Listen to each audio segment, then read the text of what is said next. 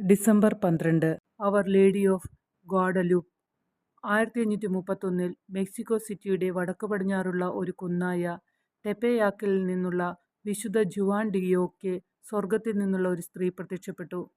അവൾ സത്യദൈവത്തിൻ്റെ മാതാവാണെന്ന് സ്വയം തിരിച്ചറിയുകയും ബിഷപ്പിനോട് ആ സ്ഥലത്ത് ഒരു പള്ളി പണിയാൻ നിർദ്ദേശിക്കുകയും ചെയ്തു. കൂടാതെ മോശം നിലവാരമുള്ള ഒരു കള്ളിച്ചെടിയുടെ ടിൽമയിൽ തൻ്റെ ചിത്രം അത്ഭുതകരമായി മുദ്രണം ചെയ്തു. ടിൽമ 20 വർഷത്തിനുള്ളിൽ വഷളാകേണ്ടതായിരുന്നു. പക്ഷേ 470 വർഷത്തിലേറെ ജീർണിച്ചതിൻ്റെ ലക്ഷണമൊന്നും കാണിക്കുന്നില്ല. അതിൻ്റെ ഉത്ഭവത്തെക്കുറിച്ചുള്ള എല്ലാ ശാസ്ത്രീയ വിശദീകരണങ്ങളെയും ഇത് നിരാകരിക്കുന്നു.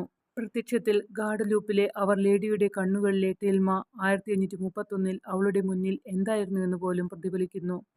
അവളുടെ സ്നേഹത്തിൻ്റെയും അനുകമ്പയുടെയും സന്ദേശവും എല്ലാ മനുഷ്യരാശിക്കും സഹായവും സംരക്ഷണവും നൽകുമെന്ന അവളുടെ സാർവത്രിക വാഗ്ദാനവും ദർശനങ്ങളുടെ കഥയും 16-ാം നൂറ്റാണ്ടിലെ മാതൃഭാഷയായ നഹുവാട്ട് ഭാഷയിൽ എഴുതിയ നിഖാൻ മൊപോഹുവ എന്ന രേഖയിൽ വിവരിച്ചിട്ടുണ്ട്.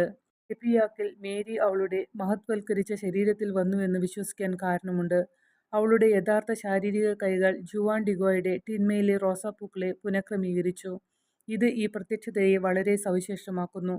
അത്ഭുതങ്ങളുടെയും രോഗശാന്തികളുടെയും ഇടപെടലുകളുടെയും അവിശ്വസനീയമായ ഒരു ലിസ്റ്റ് അവർ ലേഡി ഓഫ് ഗ്വാഡലൂപ്പിൽ ആരോപിക്കപ്പെടുന്നു. ഓരോ വർഷവും ഏകദേശം 10 ലക്ഷം ആളുകൾ അവളുടെ ബസിലിക്ക സന്ദർശിക്കുന്നു. അവളുടെ മെക്സിക്കോ സിറ്റി ഹോം ലോകത്തിലെ ഏറ്റവും പ്രശസ്തമായ മരിയൻ ദേവാലയമായും വത്തിക്കാനിലെ സെയിൻറ്റ് പീറ്റേഴ്സ് ബസിലിക്കയ്ക്ക് ശേഷം ലോകത്ത് ഏറ്റവുമധികം ആളുകൾ സന്ദർശിക്കുന്ന കത്തോലിക്ക ദേവാലയവുമായും മാറി.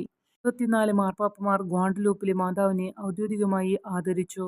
വിശുദ്ധ ജോൺ പോൾ രണ്ടാമൻ മാർപ്പാപ്പ 1979 1990 1999 2002 റോമിന് പുറത്തുള്ള തൻ്റെ അപ്പസ്തോലിക യാത്രയിൽ 4 തവണ അവളുടെ സങ്കേതം സന്ദർശിച്ചു.